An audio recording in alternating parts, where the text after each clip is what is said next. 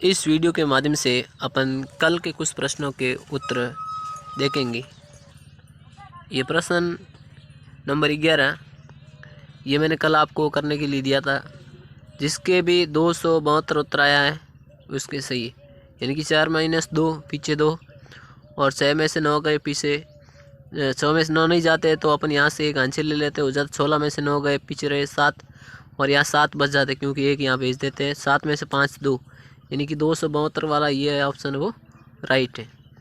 इसके बाद में ये वाला प्रश्न है, रमेश ने अपने बैंक खाते में जनवरी माह में 2850 जमा करवाए और फरवरी में 3650 रुपये जमा कराए।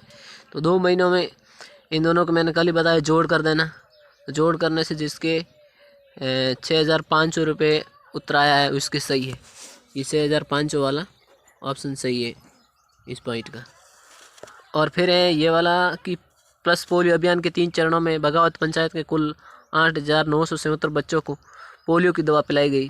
पहले चरण में 2788 बच्चों को तथा दूसरे चरण में 2925 बच्चों को पोलियो की दवा पिलाई गई। बताइए तीसरे चरण में कुल कितने बच्चों को पोलियो की दवाई पिलाई गई। यानी कि 2 चरणों के पहले प्लस करेंगे यहाँ 0 5 का 5 8 और 2 10 0 आंसर 1 7 और 1 8 8 और 9 17 17 7 आंसर लगी 1 2 और 1 3 3 और 2 5। अब ये संख्या यहाँ ले लेंगे वापिस, उत्तर आई है वो 705। इनको माइनस कर लो इस संख्या में से, 6 में से 5 1 7 में से 0 7 9 में से 7 पीछे 2 8 में से 5 पीछे 3। यानी कि तीसरे चरण में है जो 3271 बच्चों को दवाई पिलाई गई। ये है 3271 जिसके उत्तर आया वो राइट है उनके।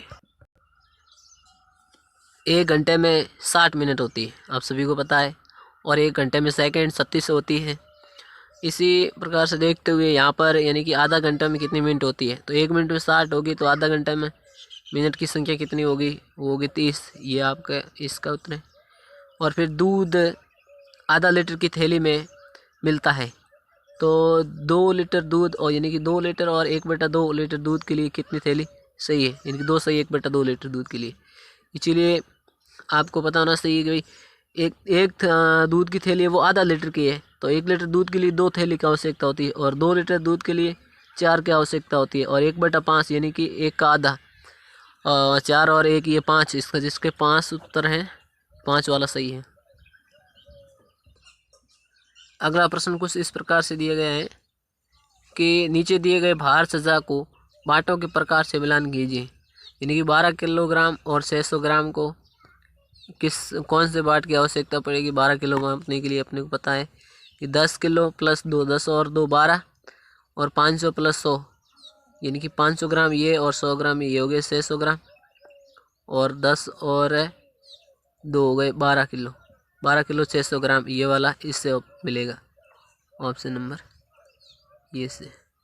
अब इसी प्रकार से आपको इन दोनों प्रश्न के इन दोनों का मिलान आप खुद को करना है। यानी कि 7 किलोग्राम और 800 ग्राम आपको पता होना चाहिए इनमें से कौन सा होगा इसमें जुड़ेगा। इसके बाद में नेक्स्ट क्वेश्चन है 17 प्रश्न में आपको पहला दिया कि जोड़ कीजिए। ये संख्या दी गई है ऊपर मिनट और सेकंड की, इनकी जोड़ करनी है। फिर दूसरे पॉइंट में ये भी संख्या दी गई है मिनट और सेकंड की, इनको माइनस करना है। तो सबसे पहले अपन इनको तरीके से लिखेंगे, यानी कि यहाँ पर 10 मिनट को अलग से लिखेंगे और सेकंड को अलग से लिखेंगे सेकंड, और यहाँ पर 50 सेकंड 50 है 50 लगाएंगे तथा 8 मिनट में 8 मिनट के नीचे लगेंगे और 20 को सेकंड के नीचे लगेंगे, प्लस करेंगे उत्तर आ जाएगा 0 का 0 5 और 2 7 70 सेकंड, और यहाँ पर 10 और 8 18 मिनट। अब ये हो गया 18 मिनट और 70 सेकंड। तो अपने को पता है 1 मिनट में 60 सेकंड होती है, तो ये 1 मिनट बना देते हैं इनमें से, तो प्लस 18 प्लस 1 मिनट और कर देते हैं बराबर 19 मिनट, और यहाँ माइनस हो गए 60 पीछे रहे 10, ये है 10 सेकेंड, ये 19 मिनट और 10 सेकेंड, ये इनका उत्तर होगा। और इसके अलावा ये दूसरा पॉइंट का उत्तर इसमें माइनस करना है। 29 मिनट को अलग लिखेंगे और सेकेंड को अलग लिखेंगे। सेकेंड 39 और यहाँ मिनट 25 और सेकेंड 49। इनको माइनस करेंगे अपन। यहाँ देखो 9 में से 9 गए, पीछे 0 सेकेंड। आप 3 में से 4 नहीं चाहते, यहाँ मिनट से उधार लेंगे तो आपको पता है मिनट के पास से सेकंड उधार लेगी तो आपको पता है 1 मिनट पूरी मिलेगी। तो 1 मिनट में सेकंड कितनी होती है 60 है, तो इनको हासिल 60 मिलेगी। तो 3 और 60 कितने हुए 63 हो गए। 63 में से 4 माइनस करते हैं तो पीछे कितने रह जाते हैं। 63 में से 4 माइनस किया, पीछे रह गया आपके 59 और ये सेकेंड है। इसके बाद मिनट यहाँ पर 8 में से 5 गए क्योंकि एक यहाँ दे दिया। 8 में से 5 गए, पीछे रहे 3 और यहाँ पर 2 में से 2 0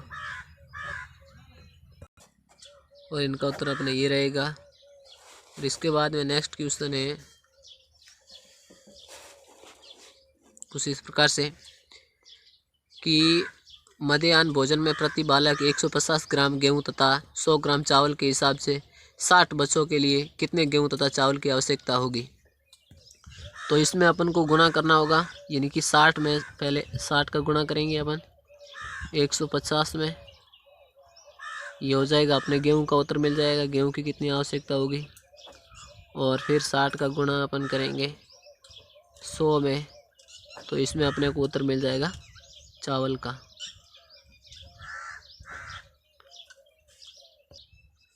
फिर इसमें अपने को ये गुणा करना होगा। 60 का पहाड़ा 0 बार बोलने से 0 आएगा, 60 का पहाड़ा 5 बार बोलने से आ जाएगा आपके 300, 300 का 0 आंसर लागी 30 और 60 का पहाड़ा 1 बार बोलेंगे तो आ जाएगा 60, 60 और 30 अंचल के हो गए, 60 और 3 17 90। ये गेहूं की आवश्यकता होगी 9000 ग्राम और 9000 ग्राम में आपके 9 केजी हो गए, कई 2.5 सैकड़ा 1000, 9000 में 9 केजी, 1000 ग्राम में 1 किलो बनता है तो 9000 ग्राम में 9 केजी बन गया किलोग्राम।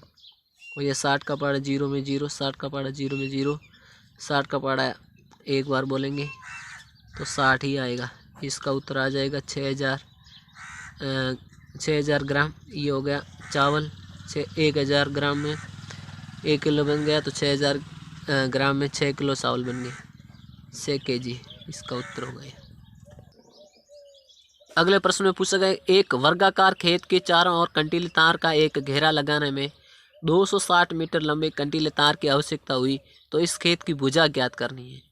तो अपने को पता है कि ये वर्गाकार खेत है, तो वर्गाकार मतलब ये इनके चारों भुजा बराबर हैं, इसीलिए अपन क्या करेंगे अब 260 में अपने को 4 का भाग दे दो, उत्तर आ जाएगा अपने आप।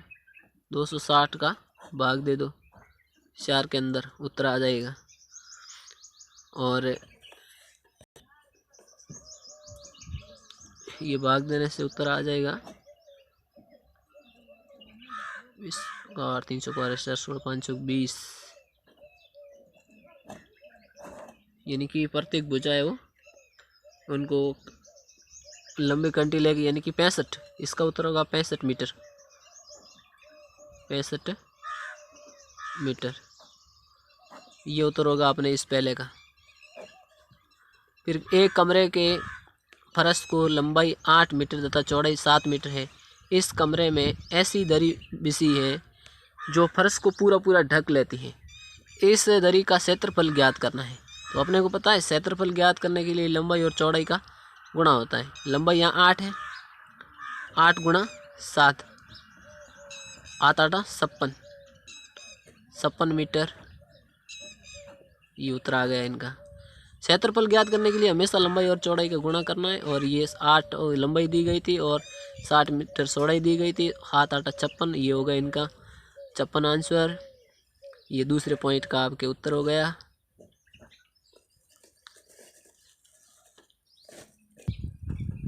अगला प्रश्न है, दिए गए पैटर्न की अगली आकृति क्या होगी। अब ये आपको ये 3 आकृति भरी हुई है और ये चौथी आकृति क्या होगी, इसलिए आपको देखना होगा। यहाँ पर 1 2 3 4 5 तीर का निशान है। यहाँ पर 1 2 3 4 और यहाँ पर 3, तो यहाँ पर कितने तीर के निशान आने चाहिए, इसमें से आप अपने हिसाब से इसका बता देना उत्तर। आपको पता ही होना चाहिए कि यहाँ 5 है, यहाँ 4 है, यहाँ 3 है, तो यहाँ पर कितने तीर का निशान आएगा, वही इसमें ऑप्शन राइट करना है आपको। इसके बाद में अगला क्वेश्चन है, 1 5 9 13 17 का अगला पद क्या होगा। अब 1 के बाद में 4 संख्या बढ़ाई तो 5 हो गई, 5 के बाद में 4 बढ़ाई तो 9 हो गए, 9 के बाद में 4 संख्या बढ़ाई तो 13 हो गए, 13 के बाद में 4 संख्या बढ़ाओ 13 14 15 16 17 हो गए।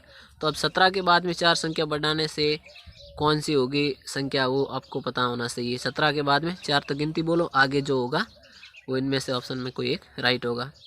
उसके बाद में आपके इस प्रश्न में 22वें प्रश्न में दिया गया है कि निम्न प्रश्नों के उत्तर दीजिए। सीकर शहर में एक पंजीकरण वाहनों की संख्या को निम्न सारणी में दर्शाया गया।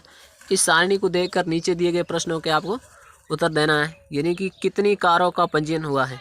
अब देखो कार ये है और पंजीयन कितना हुआ देख लो आप अपने हिसाब से। अब इसी प्रकार से कौन सी वाहन सबसे कम पंजीयन हुई है। अब इनमें से देखो सबसे वाहन का नाम बताना है जो सबसे कम पंजीयन हुई है, और सबसे अधिक पंजीकरण वाहन की संख्या तथा नाम क्या है। सबसे ज़्यादा किसका पंजीयन हुआ है उस वाहन का नाम बताना है आपको। और इसी प्रकार से और लास्ट में पूछा है कि प्राप्त आंकड़ों के लिए स्तंभ चार्ट यानी कि दंड आरेख बनाइए, यानी कि आपको इसमें ग्राफ बनाना है 5वें में। बाकी इनका प्रश्न का उत्तर तो आपको आता ही है, सारणी में देख के करना है और इसका ग्राफ बनाना है।